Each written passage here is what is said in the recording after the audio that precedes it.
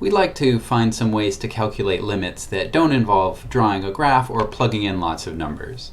There are some basic facts about limits that give us some shortcuts for calculating limits, besides doing some algebra. So first, let's suppose that we have some function f of x, and the limit of f of x as x goes to 3 is 10.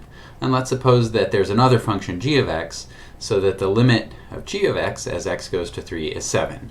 Remember, what this really means is that as x gets close to 3, the function f of x, the values of f of x, get closer and closer to 10. And similarly, as x gets close to 3, the values of the function g of x get closer and closer to 7. So let's ask ourselves, what happens to the function f of x plus g of x as x gets close to 3? Well, since x is getting close to 3, that means f of x is getting closer and closer to 10. And since x is getting close to 3, g of x is getting closer and closer to 7. So that means f of x plus g of x ought to get closer and closer to 10 plus 7, or 17. So to find the limit of a sum of two functions, it looks like you just add the individual limits. Notice really we just took this limit for f and this limit for g and added them together, and that gave us the limit for f plus g. All right, so that seems like a handy shortcut. If you have a limit of a sum, you just get the sum of the individual limits. Okay, now let's look at a product. So these are the same two functions with the same two individual limits. The limit of f of x as x goes to 3 is 10, and the limit of g of x as x goes to 3 is 7. So what happens to the product?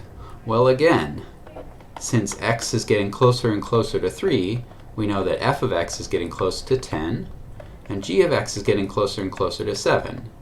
So f of x times g of x ought to get closer and closer to 70. Another way to say this is that the limit of a product is the product of the limits.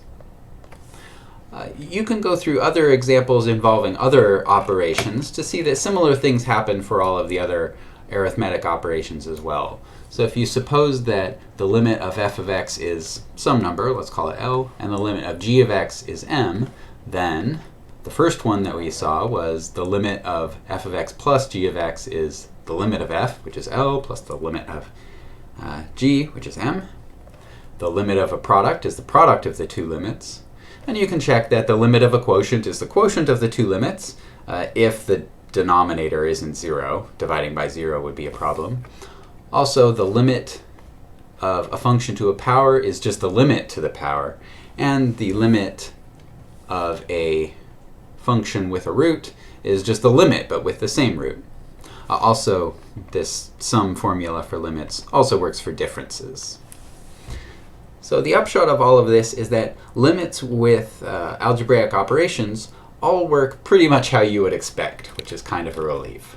But let's see how we can use this as a shortcut to calculate a more complicated limit. So let's calculate the limit as x goes to 2 of x squared plus 1 over x minus 5.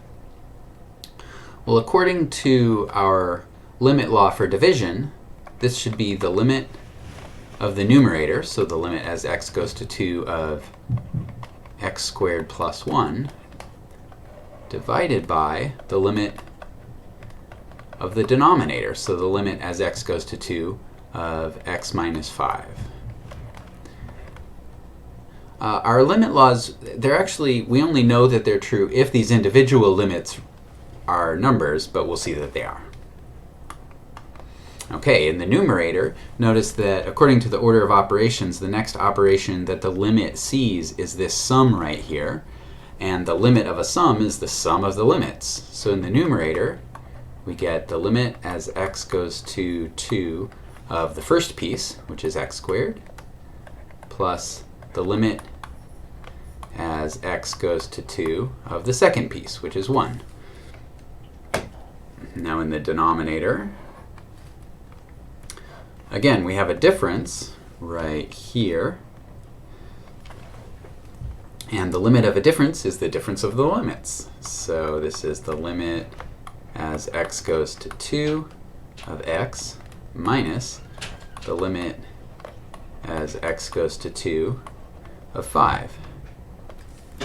All right, you can see we're breaking the algebraic expression we started with up into smaller and smaller pieces, and eventually the pieces will be so simple that we'll just know what the limit is.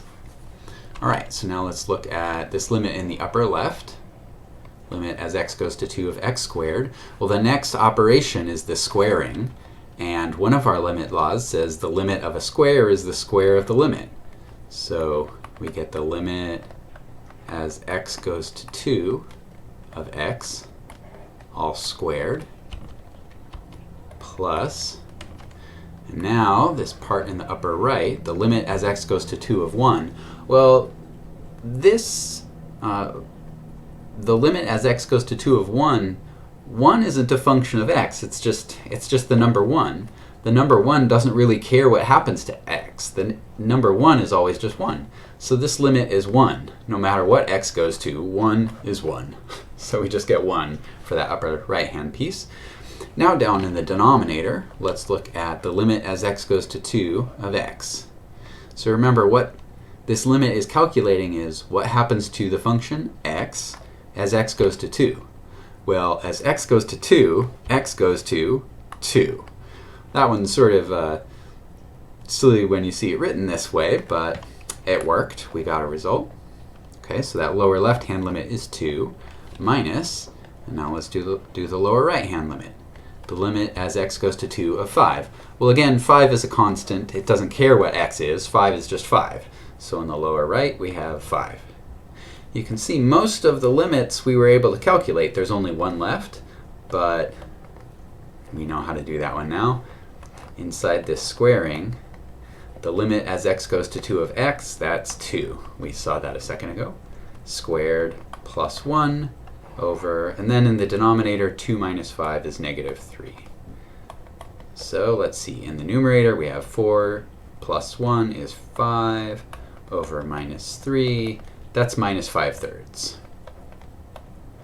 So this whole limit that we started with is minus 5/3.